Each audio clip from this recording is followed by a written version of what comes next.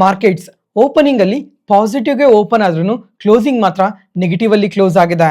ಮತ್ತೆ bank Nifty ಆದ್ರೆ ಇವತ್ತು ಕೂಡ 1.5% ಫಾಲ್ ಆಗಿದೆ. ಇಲ್ಲಿ ಲಾಸ್ಟ್ 15 ಡೇಸ್ ಅಲ್ಲಿ FIIs ಆದ್ರೆ 18,000 ಕೋಟಿ ಬ್ಯಾಂಕಿಂಗ್ ಸೆಕ್ಟರ್ ಅಲ್ಲಿ ಸೆಲ್ ಮಾಡಿದ್ದಾರೆ. ಶುಕ್ರವಾರ ಲಾಸ್ಟ್ ಹಾಫ್ ಅನ್ ಅವರ್ ಅಲ್ಲಿ ಮಾರ್ಕೆಟ್ ಕಂಪ್ಲೀಟ್ ಆಗಿ ಫಾಲ್ ಆಗೋಯ್ತು. ಆಗ FIIs ಆದ್ರೆ 21,000 ಕೋಟಿ ನಮ್ಮ ಮಾರ್ಕೆಟ್ ಅಲ್ಲಿ ಸೆಲ್ ಮಾಡಿದ್ದಾರೆ. ಈ ರೀಸೆಂಟ್ ಟೈಮ್ ಅಲ್ಲಿ ಎಂದೂ ಇಷ್ಟು ಒಂದೇ ದಿನ ಸೆಲ್ ಮಾಡಿಲ್ಲ, ಅವತ್ತೊಂದೇ ದಿನ ಅಷ್ಟೇ ಸೆಲ್ ಮಾಡಿದ್ದಾರೆ. ಅದ್ರ ಜೊತೆಗೆ ಇಂಡಿಯಾ US ಟ್ರೇಡ್ ಡೀಲ್ ಬಗ್ಗೆ ಮತ್ತೆ India woman free trade agreement ಬಗ್ಗೆ ಎಲ್ಲ ಈ ವಿಡಿಯೋದಲ್ಲಿ ಡೀಟೇಲ್ ಆಗಿ ತಿಳ್ಕೊಳ್ಳೋಣ. ಯಾವುದೇ ಕಾರಣಕ್ಕೂ ಈ ವಿಡಿಯೋನ ಸ್ಕಿಪ್ ಮಾಡದೆ ಕೊನೆ ತನಕ ನೋಡಿ, ತುಂಬಾನೇ ಯೂಸ್ಫುಲ್ ಇನ್ಫಾರ್ಮೇಶನ್ ಶೇರ್ ಮಾಡ್ತಾ ಇದ್ದೀನಿ. Hello friends, welcome to brothers finance and good evening. ಇವತ್ತಿನ ಮಾರ್ಕೆಟ್ ಅಪ್ಡೇಟ್ಸ್ ಏನಂದ್ರೆ ಫ್ರೆಂಡ್ಸ್, ಇವತ್ತು ಮಾರ್ಕೆಟ್ ಆದ್ರೆ ಓಪನಿಂಗ್ ಅಲ್ಲಿ ಪಾಸಿಟಿವ್ ಗೆ ಓಪನ್ ಆಯ್ತು. ಯಾಕಂದ್ರೆ ಕ್ರೂಡ್ ಆಯಿಲ್ ಪ್ರೈಸಸ್ ಸುಮಾರು $90 ಪರ್ ಬ್ಯಾರಲ್ ಅಲ್ಲಿ ಟ್ರೇಡ್ ಆಗ್ತಾ ಇದೆ. ಅದ್ರ ಜೊತೆಗೆ ಈ ವೀಕೆಂಡ್ ಅಲ್ಲಿ ನೋಡಿದ್ರೆ US ಮತ್ತೆ ಇರಾನ್ ರಿಲೇಟೆಡ್ ಆಗಿ ಯಾವುದೇ ತರ ಮೇಜರ್ ಆಗಿ ನೆಗೆಟಿವ್ ಡೇಟಾ ಏನೋ ಅಪ್ಡೇಟ್ ಆಗಿಲ್ಲ. ಅದರಿಂದ ಮಾರ್ಕೆಟ್ಸ್ ಆದ್ರೆ ಪಾಸಿಟಿವ್ ಗೆ ಓಪನ್ ಆಯ್ತು. ಅದ್ರ ಜೊತೆಗೆ ಲಾಸ್ಟ್ ವಿಡಿಯೋದಲ್ಲೇನೆ ಮೆನ್ಷನ್ ಮಾಡಿದ್ದೆ, ಈಗ ಸೀಸ್ ಫೈರ್ ಆದ್ರೆ ಅದೇ ತರನೇ ಕಂಟಿನ್ಯೂ ಆಗ್ತಾ ಇದೆ. ಈಗ ಅಡಿಷನಲ್ ಆಗಿ ಇನ್ನ 60 ದಿನ ಸೀಸ್ ಫೈರ್ಗೋಸ್ಕರ ಡಿಸ್ಕಷನ್ಸ್ ಎಲ್ಲ ನಡೀತಾ ಇದಾವೆ ಅಂತ. ಮತ್ತೆ ಡೊನಾಲ್ಡ್ ಟ್ರಂಪ್ ಅವರಾದ್ರೆ ಒಂದು ಫಾಕ್ಸ್ ನ್ಯೂಸ್ ಇಂಟರ್ವ್ಯೂ ಅಲ್ಲಿ ಈ ಪೀಸ್ ಡೀಲ್ ಪರವಾಗಿ ಏನ್ ಹೇಳ್ತಾ ಇದಾರೆ ಅಂತ ಅಂದ್ರೆ, ಈಗ ಮೋಸ್ಟ್ ಆಫ್ ದ ಇಶ್ಯೂಸ್ ಎಲ್ಲ ಸಾರ್ಟ್ ಔಟ್ ಆಗಿದೆ. ಈಗ ಫೈನಲ್ ಆಗಿ ಡೀಲ್ ಒಂದು ಸೈನ್ ಆಗ್ಬೇಕಾಗಿದೆ. ಅದರಿಂದ ಇವಾಗ ಅಷ್ಟು ಅರ್ಜೆಂಟ್ ಆಗಿ ಡೀಲ್ ನ ಸೈನ್ ಮಾಡೋ ಅವಶ್ಯಕತೆ ಏನೂ ಇಲ್ಲ.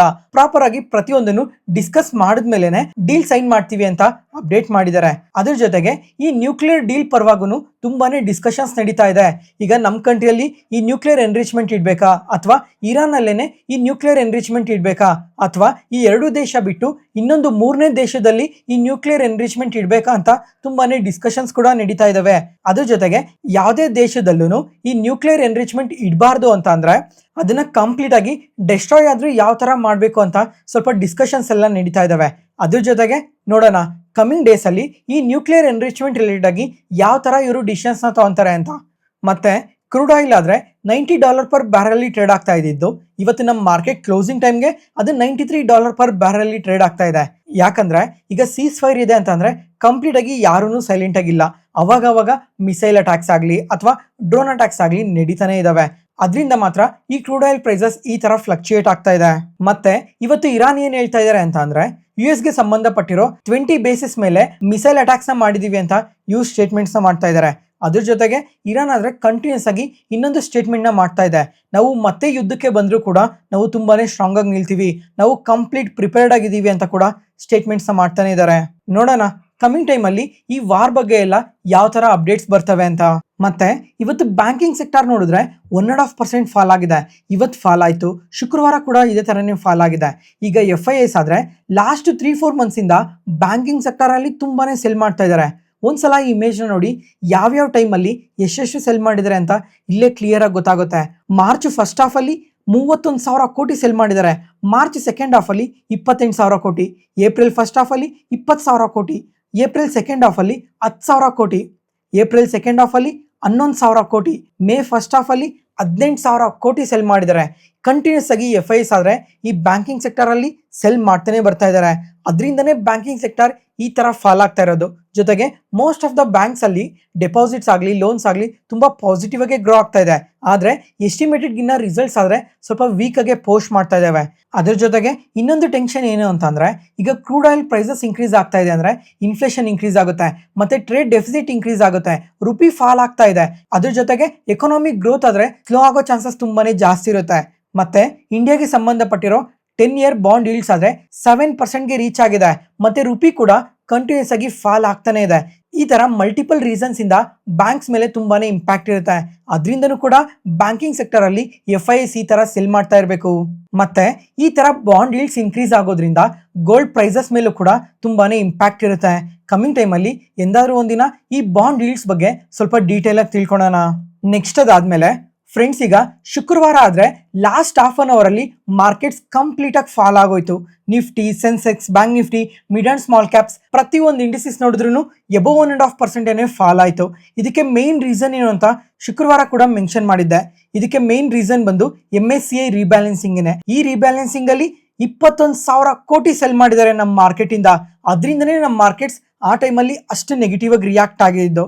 ಫ್ರೆಂಡ್ಸ್, ಈಗ ಎಕ್ಸಾಕ್ಟ್ 3 ವೀಕ್ಸ್ ಬ್ಯಾಕ್ ಈ MSCI ರೀಬ್ಯಾಲೆನ್ಸಿಂಗ್ ಬಗ್ಗೆ ವಿಡಿಯೋದಲ್ಲಿ ಕಂಪ್ಲೀಟ್ ಆಗಿ ಎಕ್ಸ್ಪ್ಲೈನ್ ಮಾಡಿದ್ದೆ. MSCI ಅವರು ನಮ್ಮ ಇಂಡಿಯಾ ವೇಟೇಜ್ ನ ಅಂದ್ರೆ ಕಂಟಿನ್ಯೂಸ್ ಆಗಿ ಕಟ್ ಮಾಡ್ತಾನೆ ಬರ್ತಾ ಇದ್ದಾರೆ.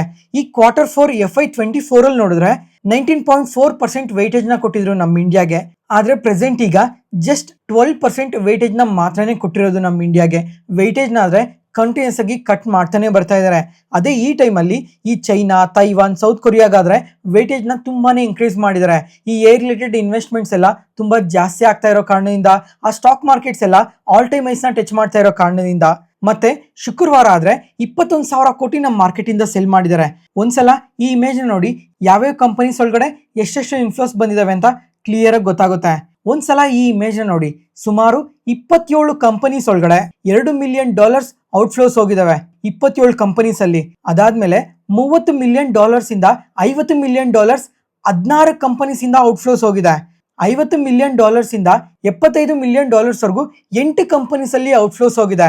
ಅದರಿಂದನೇ ಈ ತರ 21,000 ಕೋಟಿ ಔಟ್ಫ್ಲೋಸ್ ಹೋಗಿರೋದು ಅವತ್ತೊಂದೇ ದಿನನೇ. ಫ್ರೆಂಡ್ಸ್, ಈಗ FIS ಆದ್ರೆ ನಮ್ಮ ಮಾರ್ಕೆಟ್ ಇಂದ ಕಂಟಿನ್ಯೂಸ್ ಆಗಿ ಸೆಲ್ ಮಾಡ್ತಾ ಇದ್ದಾರೆ ಅಂತ ತುಂಬಾ ಸಲನೇ ಮೆನ್ಷನ್ ಮಾಡಿದ್ದೆ.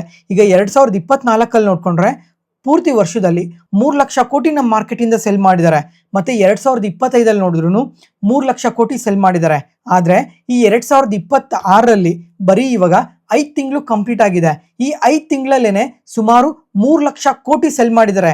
ಅಂದ್ರೆ ಲಾಸ್ಟ್ 2 ಇಯರ್ಸ್ ಅಲ್ಲಿ ಪೂರ್ತಿ ವರ್ಷ ಎಷ್ಟು ಸೆಲ್ ಮಾಡಿದ್ರೋ ಈ 5 ತಿಂಗಳಲ್ಲೇನೆ ಅದೇ 3 ಲಕ್ಷ ಕೋಟಿ ಸೆಲ್ ಮಾಡಾಕಿದ್ರೆ ನಮ್ಮ ಮಾರ್ಕೆಟ್ ಅಲ್ಲಿ. ನೋಡೋಣ ಇನ್ನ ಇದೇ ವರ್ಷದಲ್ಲಿ FIS ನಮ್ಮ ಮಾರ್ಕೆಟ್ ಇಂದ ಎಷ್ಟು ಸೆಲ್ ಮಾಡ್ತಾ ಹೋಗ್ತಾರೆ ಅಂತ. ಅದಾದ್ಮೇಲೆ ಲಾಸ್ಟ್ 2-3 ಡೇಸ್ ಅಲ್ಲೇ ತುಂಬಾ ಸಲ ಮೆನ್ಷನ್ ಮಾಡಿದ್ದೆ. ಈಗ US ಡೆಲಿಗೇಟ್ಸ್ ಆದ್ರೆ ನಮ್ಮ ಇಂಡಿಯಾಗೆ ಬರ್ತಾ ಇದ್ದಾರೆ. ಇಂಡಿಯಾ US ಟ್ರೇಡ್ ಡೀಲ್ ಬಗ್ಗೆ ಎಲ್ಲ ಡಿಸ್ಕಸ್ ಮಾಡೋದಕ್ಕೆ ಅಂತ ತುಂಬಾ ಸಲ ಮೆನ್ಷನ್ ಮಾಡಿದ್ದೆ. ಇವತ್ತು ಈ ಟ್ರೇಡ್ ನೆಗೋಸಿಯೇಷನ್ಸ್ ಎಲ್ಲ ನಡೀತಾ ಇದೆ. ನೆಕ್ಸ್ಟ್ 4 ಡೇಸ್ ಒಳಗಡೆ ಇದು ಕಂಪ್ಲೀಟ್ ಆಗುತ್ತೆ. ಪ್ರೆಸೆಂಟ್ ಈಗ ಈ ಟ್ರೇಡ್ ನೆಗೋಸಿಯೇಷನ್ ಅಲ್ಲಿ ಫಸ್ಟ್ ರೇಂಜ್ ಕಂಪ್ಲೀಟ್ ಆಗೋ ಚಾನ್ಸಸ್ ತುಂಬಾನೇ ಜಾಸ್ತಿ ಇದೆ. 99% ಕಂಪ್ಲೀಟ್ ಆಗೋ ಚಾನ್ಸಸ್ ಜಾಸ್ತಿನೇ ಇರುತ್ತೆ. ಮತ್ತೆ ಈ ಸೆಕೆಂಡ್ ರೇಂಜ್ ಬಗ್ಗೆ ಯಾವಾಗ ಅಪ್ಡೇಟ್ ಮಾಡ್ತಾರೆ ಅಂತ ನೋಡ್ಬೇಕಾಗಿರುತ್ತೆ. ಜೊತೆಗೆ ಈ ಟ್ರೇಡ್ ಡೀಲ್ ಅಲ್ಲಿ ನಾವ್ ಏನನ್ನ ಫೋಕಸ್ ಮಾಡಬೇಕು ಅಂತ ಅಂದ್ರೆ ನಮ್ಮ ಇಂಡಿಯಾ ಮೇಲೆ ಎಷ್ಟು ಟ್ಯಾರಿಫ್ ನ ಹಾಕಿರ್ತಾರೆ ಅಂತ ಟ್ರ್ಯಾಕ್ ಮಾಡೋದು ತುಂಬಾನೇ ಇಂಪಾರ್ಟೆಂಟ್ ಆಗಿರುತ್ತೆ. ಅದ್ರ ಜೊತೆಗೆ ಅದರ್ ಇನ್ವೆಸ್ಟ್ಮೆಂಟ್ಸ್ ಬಗ್ಗೆ ಮತ್ತೆ ಮಾರ್ಕೆಟ್ ಆಕ್ಸೆಸ್ ಬಗ್ಗೆ ಯಾವ ತರ ಡೇಟಾಸ್ ಎಲ್ಲ ಬರ್ತವೆ ಅಂತ ಟ್ರ್ಯಾಕ್ ಮಾಡೋದು ತುಂಬಾನೇ ಇಂಪಾರ್ಟೆಂಟ್ ಆಗಿರುತ್ತೆ. ಅದಾದ್ಮೇಲೆ ಇವತ್ತು ನಮ್ಮ ಕಾಮರ್ಸ್ ಮಿನಿಸ್ಟರ್ ಆದ ಪಿಯೂಷ್ ಗೋಯಲ್ ಅವ್ರ ಕಡೆಯಿಂದ ತುಂಬಾನೇ ಇಂಟ್ರೆಸ್ಟಿಂಗ್ ಡೇಟಾಸ್ ಎಲ್ಲ ಅಪ್ಡೇಟ್ ಆಗಿದೆ.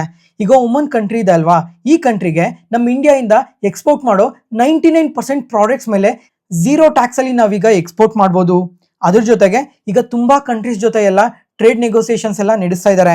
ಎಕ್ಸಾಂಪಲ್ ಈಗ ಇಸ್ರಾಯೇಲ್, ಚಿಲಿ, ಪೆರು, ಕ್ಯಾನಡಾ ಮತ್ತೆ ಇಲ್ಲಿ GCC ಬ್ಲಾಕ್ ಅಂತ ಇದೆ ಅಲ್ವಾ. GCC ಬ್ಲಾಕ್ ಅಂದ್ರೆ ಗಲ್ಫ್ ಕಾರ್ಪೊರೇಷನ್ ಕೌನ್ಸಿಲ್ ಅಂತ. ಇದರಲ್ಲಿ Saudi Arabia, UAE, Kuwait, Qatar, ಬೆಹರಿನ್, Oman ಈ ತರ ಕಂಟ್ರೀಸ್ ಎಲ್ಲ ಬರ್ತವೆ. ಅದಾದ್ಮೇಲೆ SACO ಗ್ರೂಪ್ ಅಂದ್ರೆ ಸದರ್ನ್ ಆಫ್ರಿಕನ್ ಕಸ್ಟಮ್ಸ್ ಯೂನಿಯನ್, ಇದರಲ್ಲಿ ಈ ಕಂಟ್ರೀಸ್ ಎಲ್ಲ ಬರ್ತವೆ. ಅದಾದ್ಮೇಲೆ EAUU blocks, euro Asian economic union, ಇದರಲ್ಲೂ ಕೂಡ 5 ಕಂಟ್ರೀಸ್ ಬರ್ತವೆ. ಫೈನಲ್ ಆಗಿ ಮರ್ಕೋಸೋರ್, ಈ ಕಂಟ್ರೀಸ್ ಎಲ್ಲ ಈ ಅಂಡರ್ ಅಲ್ಲಿ ಬರ್ತವೆ. ಫ್ರೆಂಡ್ಸ್, ಈಗ ಇಂಡಿಯಾ ಆದ್ರೆ ತುಂಬಾ ಕಂಟ್ರೀಸ್ ಜೊತೆ ಟ್ರೇಡ್ ನೆಗೋಸಿಯೇಷನ್ಸ್ ಎಲ್ಲ ನಡೆಸ್ತಾ ಇದಾವೆ. ಅದರಿಂದ ಕಮಿಂಗ್ ಟೈಮ್ ಅಲ್ಲಿ ಇದು ನಮ್ಮ ಇಂಡಿಯಾಗೆ ತುಂಬಾನೇ ಪಾಸಿಟಿವ್ ಆಗುತ್ತೆ. ಈ ತರ ಕಾಂಪ್ಲಿಕೇಟೆಡ್ ಇನ್ಫಾರ್ಮೇಶನ್ ಎಲ್ಲ ಸಿಂಪ್ಲಿಫೈ ಮಾಡಿ ನಿಮ್ ಮುಂದೆ ತರ್ತಾ ಇದೀವಲ್ಲ. ಯಾವುದೇ ಪಾಯಿಂಟ್ ಅಲ್ಲಿ ನಾನು ಹೇಳೋ ಇನ್ಫಾರ್ಮೇಶನ್ ನಿಮಗೆ ಯೂಸ್ಫುಲ್ ಅನ್ಸಿದ್ರೆ ಈ ವಿಡಿಯೋನ ಲೈಕ್ ಮಾಡಿ ಮತ್ತೆ ನಿಮ್ಮ ಒಪಿನಿಯನ್ನ ಪ್ರತಿಯೊಬ್ಬರೂ ಕಮೆಂಟ್ ಸೆಕ್ಷನ್ ಅಲ್ಲಿ ಶೇರ್ ಮಾಡಿ. Next market key updates. Friends, ಇವತ್ತು ಈ ಆಟೋ ಸೆಕ್ಟರ್ ನೋಡಿದ್ರ ತುಂಬಾ ನೆಗೆಟಿವ್ ಆಗಿ ರಿಯಾಕ್ಟ್ ಆಗಿದೆ. ಆಟೋ ಇಂಡೆಕ್ಸ್ ಏನೇ ನಿಯರ್ಲಿ 1.5% ವರ್ಗು ಫಾಲ್ ಆಗಿದೆ. ಮತ್ತೆ ತುಂಬಾನೇ ಕಂಪನೀಸ್ ಎಲ್ಲ ಇವತ್ತು 2 to 3% ವರ್ಗು ಫಾಲ್ ಆಗಿದಾವೆ. ಇದಕ್ಕೆ ಮೇನ್ ರೀಸನ್ ಏನು ಅಂತ ಅಂದ್ರೆ ಇವತ್ತು June 1st, ಪ್ರತಿ ಮಂತ್ ಮೊದಲನೇ ದಿನ ಆಟೋ ಸೇಲ್ಸ್ ಡೇಟಾ ಅಪ್ಡೇಟ್ ಆಗುತ್ತೆ. ಅದೇ ತರ ಇವತ್ತು ಕೂಡ ಆಟೋ ಸೇಲ್ಸ್ ಡೇಟಾ ಅಪ್ಡೇಟ್ ಆಗಿದೆ. ಈ ಡೇಟಾ ಆದ್ರೆ ತುಂಬಾನೇ ಪಾಸಿಟಿವ್ ಆಗಿ ಪೋಸ್ಟ್ ಮಾಡಿದ್ದಾರೆ. ಈಗ ಈ ಪ್ಯಾಸೆಂಜರ್ ವೆಹಿಕಲ್ ಸೆಗ್ಮೆಂಟ್ ಅಲ್ಲಿ ನೋಡಿದ್ರೆ ತುಂಬಾನೇ ಸ್ಟ್ರಾಂಗ್ ಗ್ರೋತ್ ಇದೆ. ಅದ್ರ ಜೊತೆಗೆ ಕಮರ್ಷಿಯಲ್ ವೆಹಿಕಲ್ ಸೆಗ್ಮೆಂಟ್ ಅಲ್ಲೂ, 2 ವೀಲರ್ ಸೆಗ್ಮೆಂಟ್ ಅಲ್ಲೂ, ಟ್ರಾಕ್ಟರ್ಸ್ ಅಲ್ಲೂ ಪ್ರತಿ ಒಂದು ಸೆಗ್ಮೆಂಟ್ ಅಲ್ಲಿ ನೋಡಿದ್ರು ಎಲ್ಲಾ ಕಂಪನೀಸ್ ಪಾಸಿಟಿವ್ ಗ್ರೋತ್ ನೇ ಪೋಸ್ಟ್ ಮಾಡಿದಾವೆ. ಒಂದ್ಸಲ ಈ ಇಮೇಜ್ ನೋಡಿ, ಟಾಟಾ ಮೋಟಾರ್ಸ್ ಅವರಾದ್ರೆ ಇಯರ್ ಆನ್ ಇಯರ್ ಅಲ್ಲಿ 40% ಸೇಲ್ಸ್ ನ ಇನ್ಕ್ರೀಸ್ ಮಾಡ್ಕೊಂಡಿದ್ದಾರೆ. ಮಾರುತಿ ಸುಜುಕಿ ಅವರು, ಮಹೀಂದ್ರಾದವರು 15% ಸೇಲ್ಸ್ ನ ಇನ್ಕ್ರೀಸ್ ಮಾಡ್ಕೊಂಡಿದ್ದಾರೆ. ಇದೇ ತರ ಪ್ರತಿ ಒಂದು ಕಂಪನಿ ಕೂಡ ಸೇಲ್ಸ್ ನ ತುಂಬಾನೇ ಪಾಸಿಟಿವ್ ಆಗಿ ಪೋಸ್ಟ್ ಮಾಡಿದ್ದಾರೆ. ಆದ್ರೂ ಮತ್ತೆ ಇವತ್ತೇನಕ್ಕೆ ಈ ತರ ನೆಗೆಟಿವ್ ಆಗಿ ರಿಯಾಕ್ಟ್ ಆಗಿರೋದು ಅಂತ ನೋಡಿದ್ರೆ ಇವತ್ತು ಮಹೀಂದ್ರಾ ಅಂಡ್ ಮಹೀಂದ್ರಾ ಆದ್ರೆ 2% ಫಾಲ್ ಆಗಿದೆ. ಹೋಂಡೈ ಮೋಟಾರ್ಸ್ ಆದ್ರೆ ನಿಯರ್ಲಿ 3% ಫಾಲ್ ಆಗಿದೆ. ಈ ತರ ಹಲವಾರು ಕಂಪನೀಸ್ ಇವತ್ತು ನೆಗೆಟಿವ್ ಆಗಿ ರಿಯಾಕ್ಟ್ ಆಗಿದಾವೆ. ಇದಕ್ಕೆ ಮೇನ್ ರೀಸನ್ ಬಂದು ಈಗ ಕ್ರೂಡ್ ಆಯಿಲ್ ಪ್ರೈಸಸ್ ನೋಡಿದ್ರೆ ಲಾಸ್ಟ್ 4 ಮಂತ್ಸ್ ಇಂದ ತುಂಬಾನೇ ಇನ್ಕ್ರೀಸ್ ಆಗಿದೆ. ಈ ತರ ಕ್ರೂಡ್ ಆಯಿಲ್ ಪ್ರೈಸಸ್ ಇನ್ಕ್ರೀಸ್ ಆಗ್ತಾ ಇದೆ ಅಂದ್ರೆ ಪೆಟ್ರೋಲ್ ಕಾಸ್ಟ್ ಅನ್ನೋದು ತುಂಬಾ ಜಾಸ್ತಿ ಆಗುತ್ತೆ. ಅದರಿಂದ ಆಟೋ ಸೇಲ್ಸ್ ಡಿಮ್ಯಾಂಡ್ ಮೇಲೆ ಏನಾದ್ರು ಇಂಪ್ಯಾಕ್ಟ್ ಇರ್ಬೋದು ಅಂತ ಇವತ್ತು ಈ ಕಂಪನೀಸ್ ಈ ತರ ನೆಗೆಟಿವ್ ಆಗಿ ರಿಯಾಕ್ಟ್ ಆಗಿರೋದು. ಅದಾದ್ಮೇಲೆ Mahindra and Mahindra above 2% fall ಆಗಿದೆ.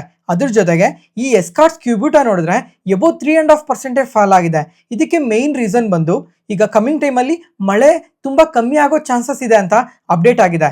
ಅದರಿಂದ ಈ ಟ್ರ್ಯಾಕ್ಟರ್ ಸೇಲ್ಸ್ ಅಲ್ಲಿ ಏನಾದ್ರು ಡ್ರಾಪ್ ಆಗೋ ಚಾನ್ಸಸ್ ಇದೆ ಅಂತ ಇವತ್ತು ಈ ತರ ನೆಗೆಟಿವ್ ಆಗಿ ರಿಯಾಕ್ಟ್ ಆಗಿರೋದು. ಮತ್ತೆ ಈ ವೆಸ್ಟರ್ನ್ ಕ್ರೈಸಿಸ್ ಇಂದ ಅದಾದ್ಮೇಲೆ ಈ ಮಿಡಲ್ ಈಸ್ಟರ್ನ್ ಕಂಟ್ರೀಸ್ ಟೆನ್ಷನ್ಸ್ ಇಂದ ಎಕ್ಸ್ಪೋರ್ಟ್ಸ್ ಕೂಡ ತುಂಬಾನೇ ಎಫೆಕ್ಟ್ ಆಗಿದೆ ಮೋಸ್ಟ್ ಆಫ್ ದ ಕಂಪನೀಸ್ ಅಲ್ಲಿ. ಅದರಿಂದನೂ ಕೂಡ ಈ ತರ ನೆಗೆಟಿವ್ ಆಗಿ ರಿಯಾಕ್ಟ್ ಆಗಿದೆ.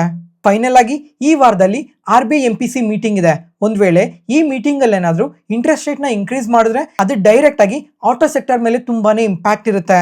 ಯಾಕಂದ್ರೆ ಈಗ ಇಂಟ್ರೆಸ್ಟ್ ರೇಟ್ ಇನ್ಕ್ರೀಸ್ ಆಗ್ತಾ ಇದೆ ಅಲ್ವಾ, ಅದರಿಂದ ಕಮಿಂಗ್ ಟೈಮ್ ಅಲ್ಲಿ ಈ ವೆಹಿಕಲ್ ಲೋನ್ ತಗೊಂಡ್ರೆ ಇಂಟ್ರೆಸ್ಟ್ ಅನ್ನೋದು ತುಂಬಾನೇ ಜಾಸ್ತಿ ಕಟ್ಟಬೇಕಾಗಿರುತ್ತೆ. ಅದರಿಂದನೂ ಕೂಡ ಸೇಲ್ಸ್ ಅನ್ನೋದು ಡ್ರಾಪ್ ಆಗೋ ಚಾನ್ಸಸ್ ತುಂಬಾನೇ ಜಾಸ್ತಿ ಇರುತ್ತೆ.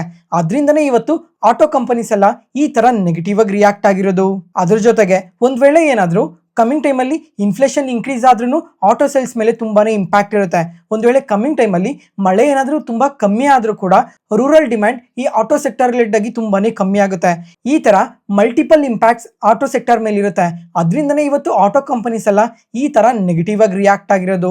ನೋಡೋಣ ಇನ್ನ ಕಮಿಂಗ್ ಮಂತ್ಸ್ ಅಲ್ಲಿ ಅಥವಾ ಕಮಿಂಗ್ ಕ್ವಾರ್ಟರ್ಸ್ ಅಲ್ಲಿ ಇವರು ಯಾವ ತರ ಸೇಲ್ಸ್ ನ ಪೋಸ್ಟ್ ಮಾಡ್ತಾರೆ ಅಂತ. ಮತ್ತೆ ಯಾರಾದ್ರೂ ಆಟೋ ಸೆಕ್ಟರ್ ಅಲ್ಲಿ ಇನ್ವೆಸ್ಟ್ ಮಾಡಿರೋರು ಟೈಮ್ ಟು ಟೈಮ್ ಯಾವ ತರ ಡೇಟಾಸ್ ಎಲ್ಲ ಅಪ್ಡೇಟ್ ಆಗ್ತಾ ಇದಾವೆ ಅಂತ ಪ್ರತಿಯೊಂದನ್ನು ಟ್ರ್ಯಾಕ್ ಮಾಡಿ. ನೆಕ್ಸ್ಟ್ PTC ಇಂಡಸ್ಟ್ರೀಸ್ ಇವತ್ತಾದ್ರೆ ಎಬೋ 15% ಪಾಸಿಟಿವ್ ಆಗಿ ರಿಯಾಕ್ಟ್ ಆಗಿದೆ. ಇವರು ಈ ಕ್ವಾರ್ಟರ್ ಅಲ್ಲಿ ತುಂಬಾನೇ ಸ್ಟ್ರಾಂಗ್ ರಿಸಲ್ಟ್ಸ್ ನ ಪೋಸ್ಟ್ ಮಾಡಿದ್ದಾರೆ. ಅದರಿಂದನೇ ಈ ತರ ಪಾಸಿಟಿವ್ ಆಗಿ ರಿಯಾಕ್ಟ್ ಆಗಿರೋದು. ಫಸ್ಟ್ ಈಗ ಈ ಕಂಪನಿ ಬಿಸ್ನೆಸ್ ಬಗ್ಗೆ ನೋಡಿದ್ರೆ ಇವರು high precision critical metal components ನ ಮ್ಯಾನುಫ್ಯಾಕ್ಚರ್ ಮಾಡ್ತಾರೆ.